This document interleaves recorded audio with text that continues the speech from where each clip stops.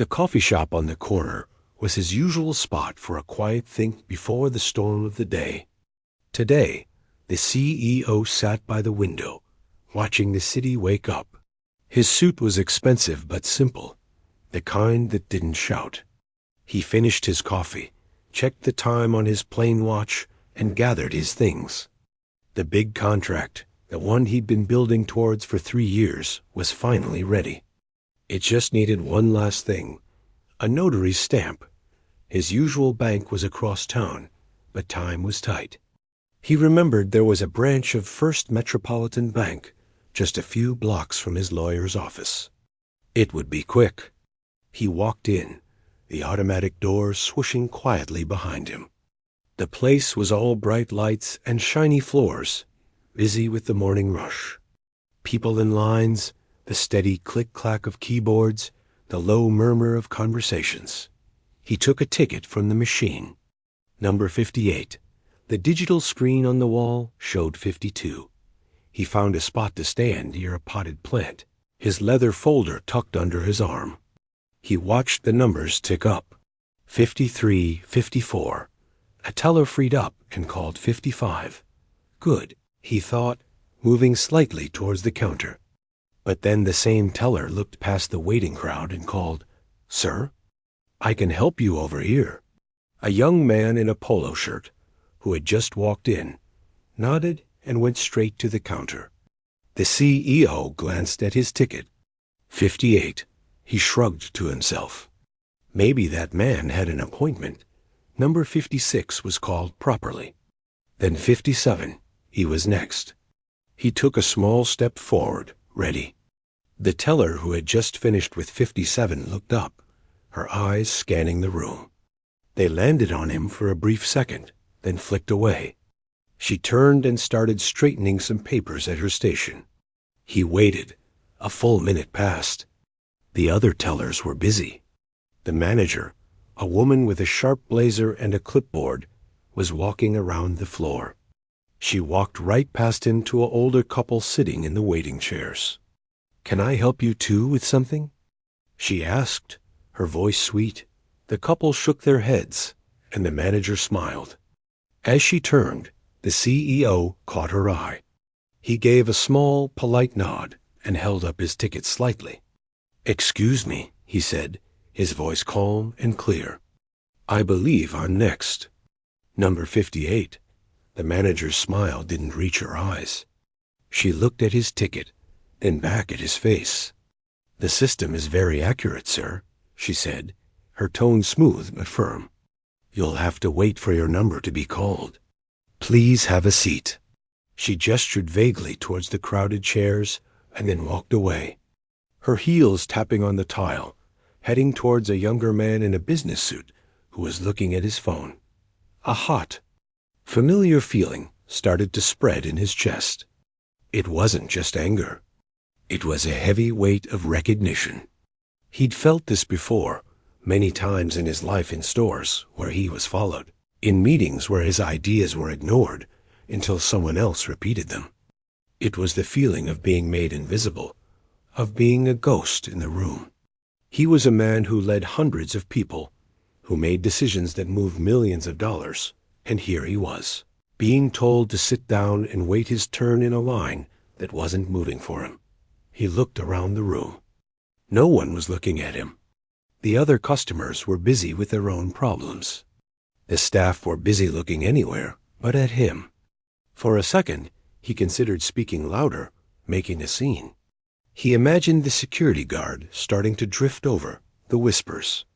He saw the whole ugly script play out in his mind, and he knew how it would end, with him leaving frustrated, humiliated, and without his document notarized. But then, something in him shifted. The CEO part of his brain, the part that solved billion-dollar problems, quietly took over from the hurt part. The emotion drained from his face, replaced by a cool, detached focus. This wasn't about a notary stamp anymore. He didn't go to the chairs. Instead, he walked back to his spot by the potted plant, a quiet corner slightly out of the main flow. He put his folder down on a small ledge and took out his phone. His face was a calm mask, but his mind was racing, connecting dots. About 9 months ago, his company had made a strategic investment. They'd bought a big chunk of a financial holding company. It was a boring deal, about numbers and assets.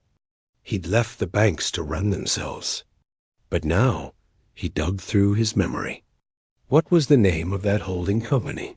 He scrolled through his encrypted notes app, his fingers moving swiftly, and there it was. First Metropolitan Bancorp, the parent company of this very bank branch. The pieces clicked into place with a silent, final sound. He owned this place. Or at least, his company did. These people, ignoring him in their sharp blazers and polite smiles, they worked for him. A strange calm settled over him. The personal sting was still there, but it was now wrapped in a layer of cold, hard fact. This was no longer a personal insult. It was a corporate failure. A critical one. He didn't open his email to complain. He opened a secure portal, one that required two-factor authentication and a retinal scan from his phone. He navigated to a directory few knew existed. He found the contact for the chief of human resources for the entire banking group. He also found the direct line for his own chief of security, a man who had worked with him for 15 years. He typed 2 messages. The first to HR was formal and brief. Please schedule an urgent virtual meeting with me for tomorrow morning. Topic: Leadership and culture at your downtown flagship branch. The second, to his security chief, was simpler. I need remote, silent access to all internal data for First Metropolitan downtown main branch. Camera feeds, audio logs, customer complaint history, and staff files for the last 6 months. Flag anything related to discriminatory conduct. Do not alert anyone. This is a priority 1 internal review. He hit send on both. He looked at the time on his phone. Exactly 9 minutes had passed since the manager had told him to have a seat. He picked up his leather folder, smoothed down his suit jacket, and walked towards the exit. He didn't look back at the manager or the tellers. As the automatic doors opened for him, he stepped out into the morning sun, leaving the bright, cold lobby behind. He had a contract to finalize, and now he had a much bigger, much uglier problem to solve. The silence in the back of the car was thick. The CEO sat, looking out the window as the city streets rolled by. His driver, a man who had been with him for a decade, glanced in the mirror. He knew the look on his boss's face. It wasn't anger. It was a deep, focused calm that usually came before a big storm. The CEO's phone buzzed softly. It was a text from his lawyer.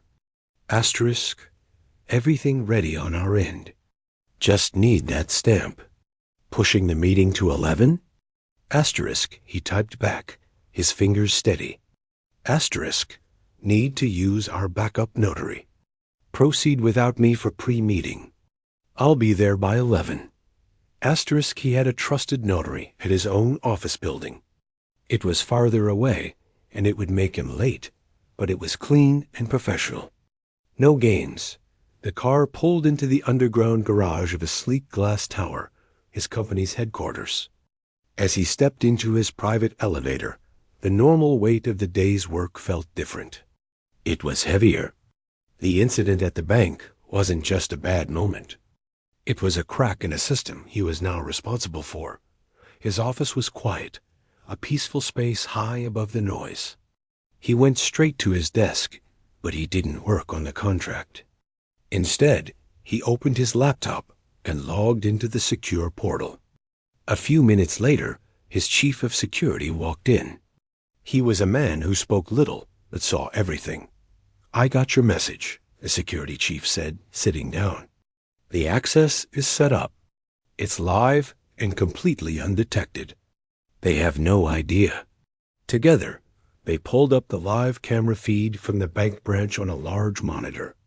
It was strange, seeing the scene from above. There was the potted plant. There were the tellers. There was the manager with the clipboard, now laughing with a colleague. It all looked so normal. "Let's see the footage from this morning," the CEO said, his voice quiet.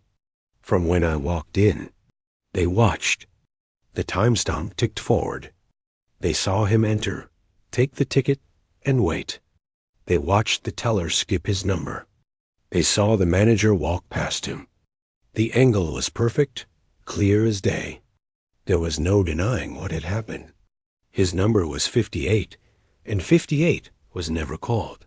"Now, pull the audio from the manager's station for the 30 minutes after that," he instructed. The security chief worked the controls. At first, it was just routine bank noise phones, typing, the beep of the number machine.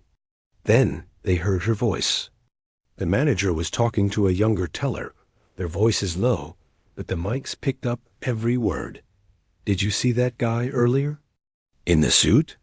The manager's voice said. "Which one?" The teller asked. "The one who tried to jump the line. Number 58, acting all entitled." A chuckle. "Oh, him, yeah. Another one of those. Thinks a fancy suit means he doesn't have to wait like everyone else. Always the same story," the manager sighed, a sound of annoyance. "They cause a fuss, then they play the race card. It's getting old. We have to stick to the system, or this place would be chaos." The CEO leaned back in his chair. He felt that hot feeling in his chest again, but he pushed it down. This wasn't about his feelings anymore. This was evidence. "Flag that clip," he said, his tone all business. "Now, I want to see all customer feedback for that branch. Filter for any complaints about service, discrimination, or that specific manager." A list appeared on another screen. There were the standard complaints, long wait times, a faulty ATM. But then they saw 3 that stood out. They were from the last 4 months. All 3 were formal, written complaints from customers. All 3 described similar experiences. Being ignored, being treated with disrespect by the same manager. The notes in the bank's internal system, written by the manager herself, were chilling. Next to one complaint, she had written, asterisk, "Customer was agitated and unreasonable. Claims racially motivated service delay are unsubstantiated. Recommended no action." Another was marked, asterisk, "Potential fraudster trying to create a scene. Account was in good standing, but behavior was suspicious. Filed incident report." Asterisk, the CEO stood up and walked to the window. He looked out at the city, his hands clasped behind his back. "This isn't one bad day," he said, more to himself than to the security chief. "This is a pattern. She's creating a culture. She's training her staff to think this way." The security chief nodded slowly. "The data doesn't lie. It's a hostile environment, and she's the one building it." The CEO turned around. The personal hurt was gone, burned away by a cold, clear understanding. This was a cancer in an organization he owned. If this was happening so openly, so brazenly, what else was going on? How many people had walked out of that bank feeling small and disrespected? How many had been quietly labeled troublemakers or fraudsters just for asking to be served? He thought about his own company, the one he'd built from the ground up. He'd fired good engineers for creating a toxic team environment. He'd let go of a brilliant sales director who belittled support staff. The rule was simple. How you treat people is everything. Talent never excused cruelty, and now he was looking at a branch manager who was not just cruel, but strategically so. She was poisoning a whole community's access to basic service. "I need everything compiled," he said, his decision solidifying. The video, the audio, the complaint logs, her notes. A clean, clear package. "And get me the HR head for the bank group on a video call first thing tomorrow morning. 7:30 a.m. "You're going to fire her," the security chief stated. The CEO shook his head slowly. I don't know yet. I need to see who knew. I need to see who let this happen. A tree this rotten. The roots might be deep. He sat back down, the weight of leadership settling on him. It was a heavy, lonely feeling. The easy thing would be to just fire the manager and move on. But the right thing, the responsible thing, was much harder. He had to look at the whole picture, no matter how ugly it was. The contract on his desk was forgotten. He had a different kind of deal to close now, and it was the most important one of his career. The next morning, the CEO arrived at his office before the sun was fully up. The city below was a blanket of twinkling lights, slowly fading to gray. He'd slept little, his mind replaying the audio clips, the cold look on the manager's face. He made a strong pot of coffee and waited dot at exactly 7:30 a.m., his large monitor lit up. On one side of the screen was the head of human resources for the bank group, a man in his 50s with a concerned, polite expression. On the other side was the CEO's own chief operating officer, a sharp, perceptive woman who had helped him build the company from a tiny startup. She knew when he was preparing for battle. Thank you for making the time so early. The CEO began, his voice neutral. He didn't smile. This is about the downtown flagship branch. A serious cultural issue has been brought to my attention. The HR head nodded, looking ready to handle a routine complaint. I see. We take all feedback seriously. Is this regarding a specific transaction? We have a process for. This is not about a transaction. The CEO interrupted, his tone calm but leaving no room for argument. This is about a pattern of discriminatory conduct, led by your branch manager and enabled by a system that ignored it. He gave a small nod to his security chief, who was off screen. A file was sent to both people on the call. In your inbox, you'll find a packet. Audio files, video timestamps, internal complaint logs. I suggest you review the first audio clip right now. Please unmute yourself and just listen. A heavy silence fell as the HR head, looking slightly confused, opened the file. The CEO watched the man's face on the screen. He saw the initial professional calm, then a slight frown of concentration. Then the color began to drain from the man's face. His lips pressed into a thin, tight line. The audio of the manager and the teller, their casual, ugly words, filled the quiet office and the HR head's own study. When the clip ended, the silence was deafening. The HR head cleared his throat, his voice shaky. Sir, this is unacceptable. I had no idea. This is a profound failure. That manager, her performance reviews have been satisfactory. This is completely out of character. The CEO's Kuo spoke for the first time, her voice like steel wrapped in silk. Was it out of character? Or did no one bother to look for the character? Look at the complaint logs in the packet. Read her notes on them.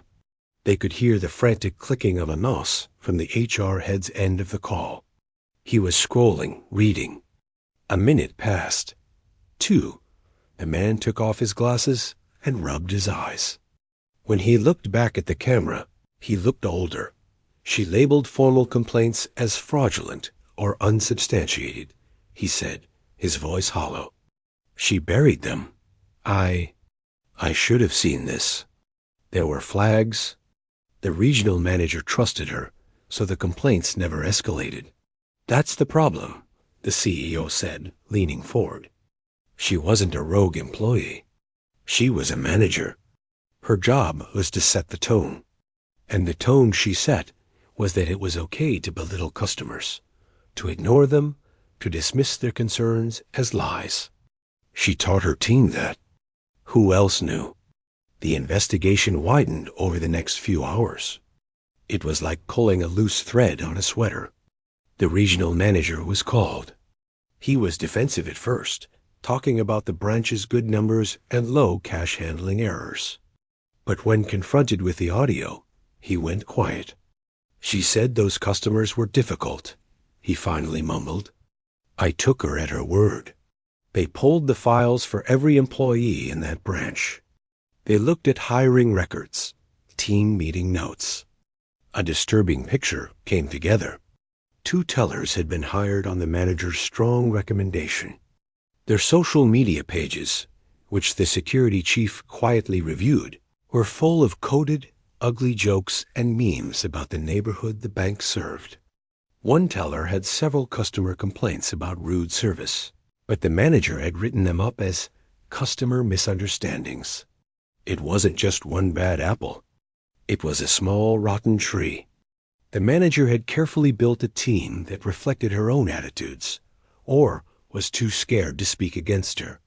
The good employees, the ones who might have objected, had mostly transferred out or left the company within the last year.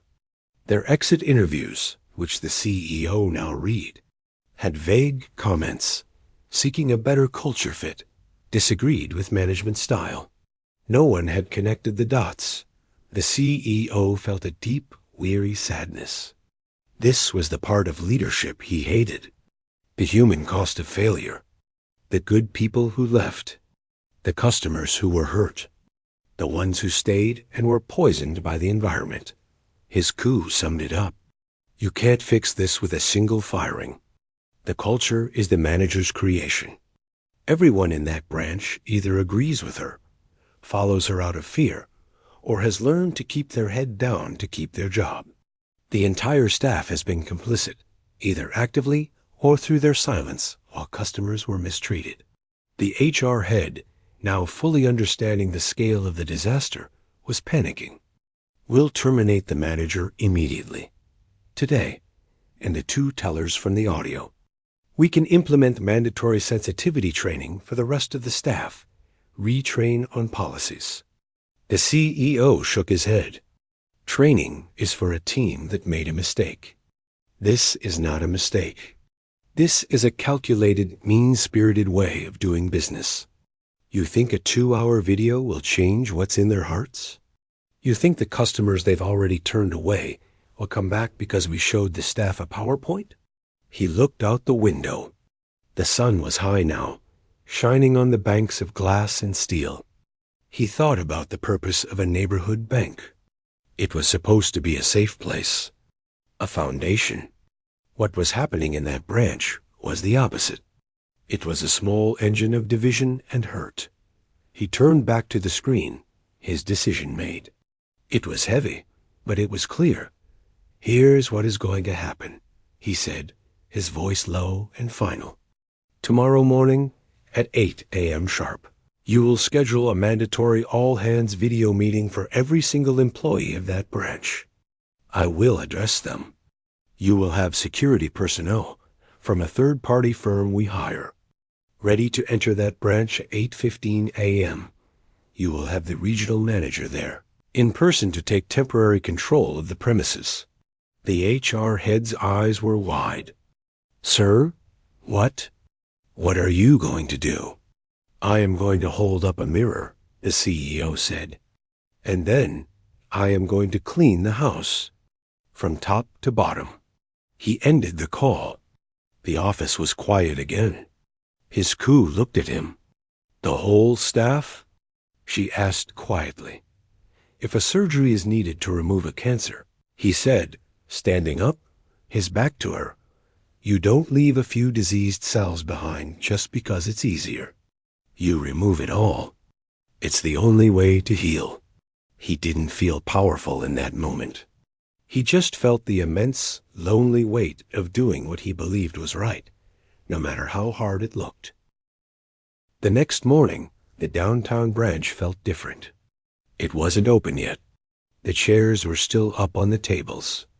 The floor was freshly mopped, smelling of chemical lemon. The staff had been told to come in early for a mandatory urgent operational meeting. No one knew what it was about. The branch manager stood at the front of the small conference room, her arms crossed. She was annoyed. This was disrupting her routine. The tellers and loan officers shuffled in, some holding coffee cups, others still yawning. They made small talk about traffic, about the weather. A few of them, the ones closest to the manager, joked about what the big emergency could be. Probably some new compliance video from head office. They guessed that at exactly 8 a.m., the large screen on the wall flickered to life. Instead of the familiar logo of the bank's training department, they saw a man sitting in a modern, minimalist office. The view behind him was of a stunning city skyline. He was dressed in a simple, well-cut shirt. He looked directly into the camera, his expression unreadable. The room fell silent. Everyone recognized him. It was the man from yesterday, the one in the suit. Number 58. A cold trickle of fear went down the branch manager's spine. Her confident posture stiffened.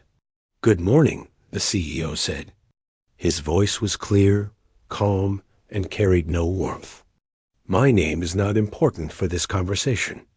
What is important is my role. I am the majority owner of the company that owns First Metropolitan Bank, which means ultimately you work for me." A soft, collective gasp filled the room. Eyes went wide. Coffee cups were slowly set down on the table. The manager's face went pale. "I was in this branch yesterday morning," he continued, his eyes scanning the room through the camera, as if he could see each of them. "I had a simple need, a notarization. I took a ticket. Number 58. He paused, letting the number hang in the air. Some of the staff shifted uncomfortably. The teller who had skipped his number looked down at her hands. I waited. I watched numbers before and after me get called. I attempted to get the attention of your manager here."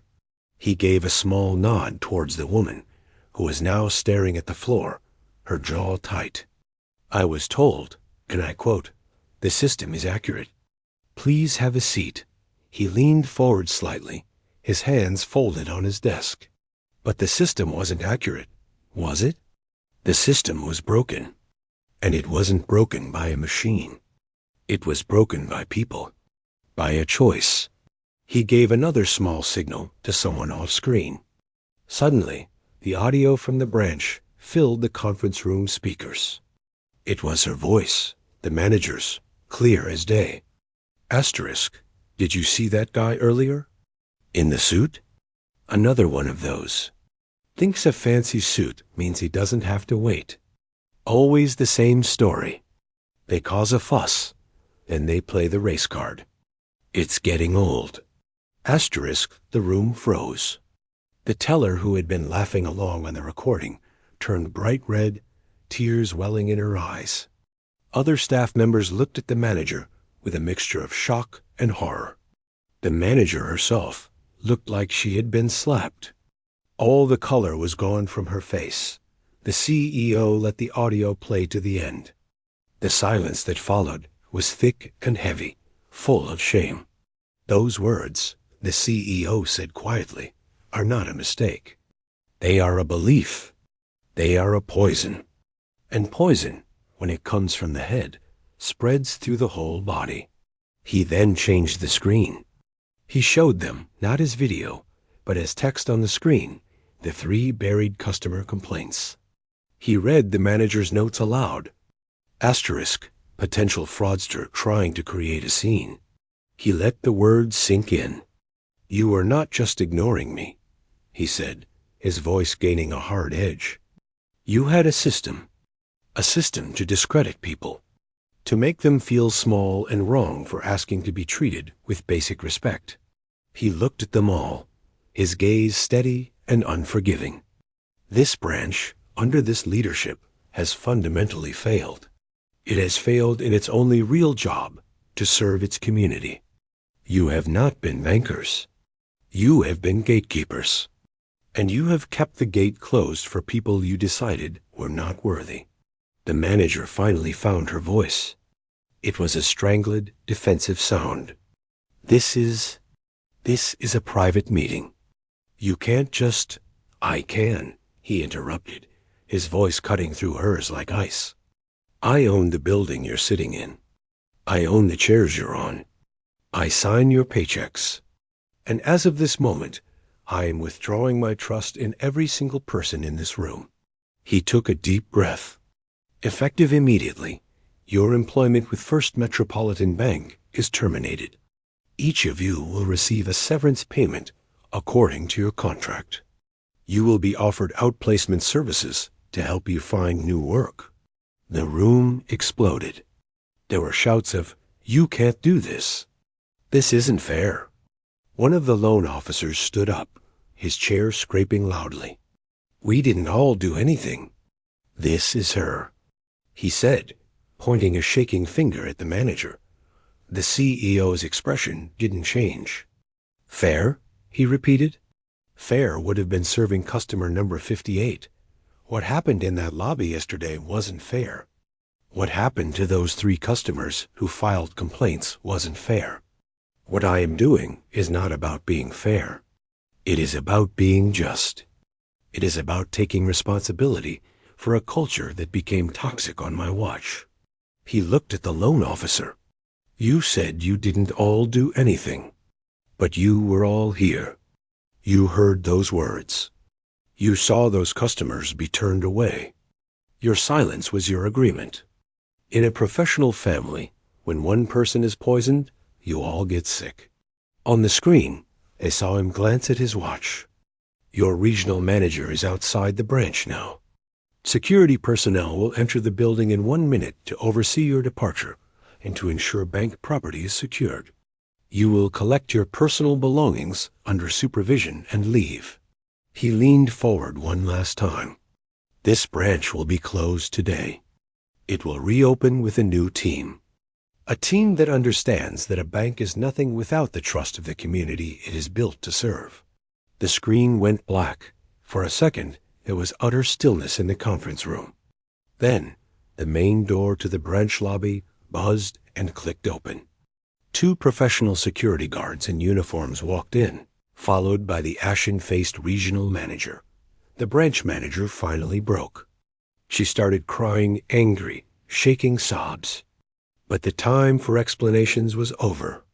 The CEO had said all there was to say. Now there was only the quiet, shameful process of leaving. The silence in the CEO's office, after the screen went dark, was a physical thing. It felt heavy, like the air after a storm. He sat very still in his chair, his hands resting on the smooth wood of his desk. He could still see the shocked faces, the angry tears, the way the manager had crumpled.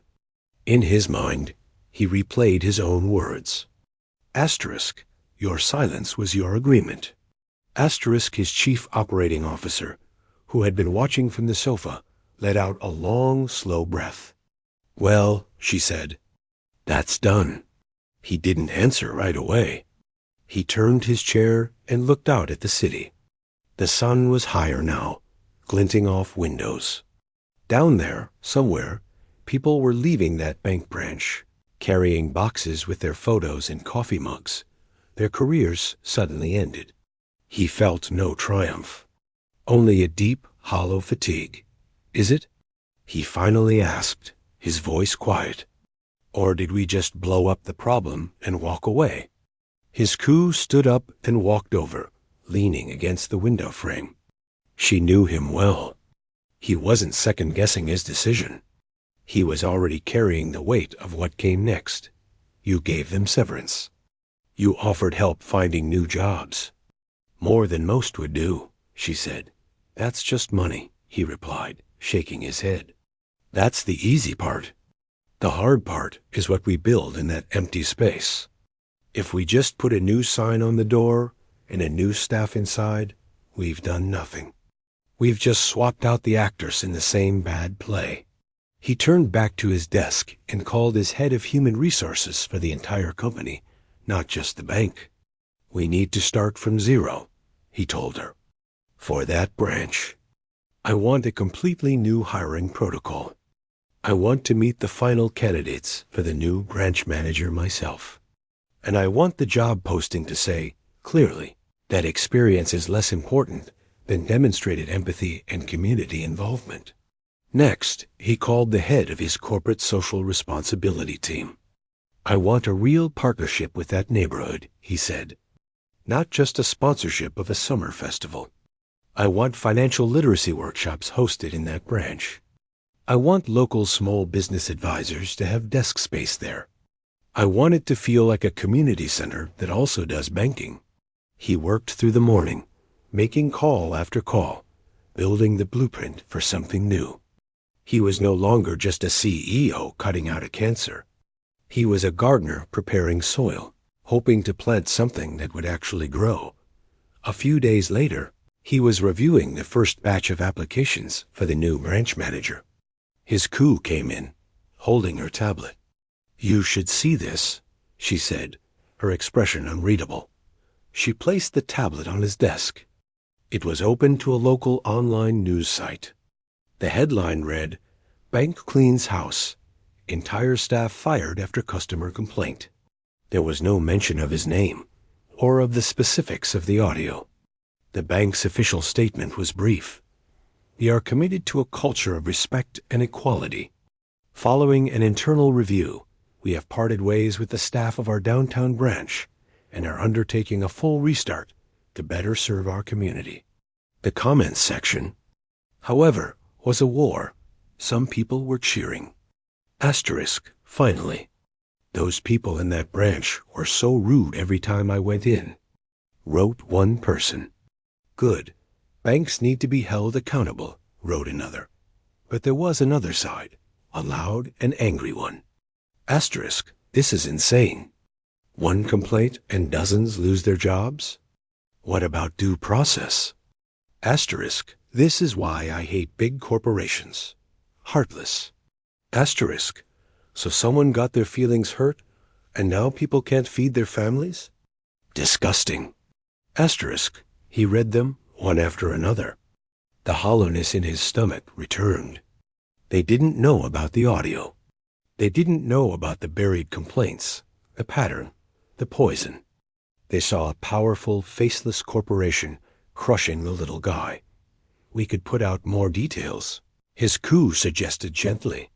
"We could defend the decision." He thought about it. He imagined releasing the audio clips. He imagined the manager's voice playing on the news. It would vindicate him. It would turn public opinion. But it would also humiliate those people forever, branding them in a way they could never escape. He had fired them. He believed it was right. But he didn't want to destroy them. "No," he said, pushing the tablet away. "We did what we did for the future of that branch and the people it will serve, not for a public relations win. Explaining would just be fighting on the wrong battlefield. Let them think I'm the villain. The result is what matters." A month later, he stood across the street from the bank branch. It was reopening the next day. The new manager was a woman who had spent 10 years running a nonprofit that helped families get out of debt. Her tellers were a diverse group, some from the neighborhood itself, hired not just for banking experience, but for their customer service hearts. He watched as they moved inside, arranging chairs, testing systems, laughing together. It looked different already. It felt different, not his phone buzzed. It was a text from his lawyer, the one from the big contract that had started all this. Asterisk, remember that notarization you needed? Deal is finally closed. Congratulations. Asterisk, he smiled a little, but it was a tired smile. That deal felt like a lifetime ago. It was important, but it didn't feel as important as this quiet street corner, this fresh start.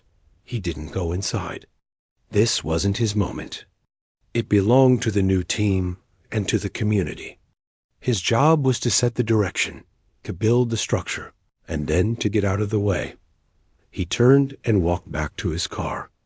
The work was never finished. You could build a company. You could make tough decisions. You could try to plant something good in the place of something rotten. But you never got to just walk away and call it a victory. You had to live with the weight of the change you made, the people you hurt, and the hope of what you were trying to grow. It was a heavy weight, but as he drove away, he felt, for the first time since he took that ticket numbered 58, that he could finally breathe. The hard part was over. The even harder part, making it right, was just beginning.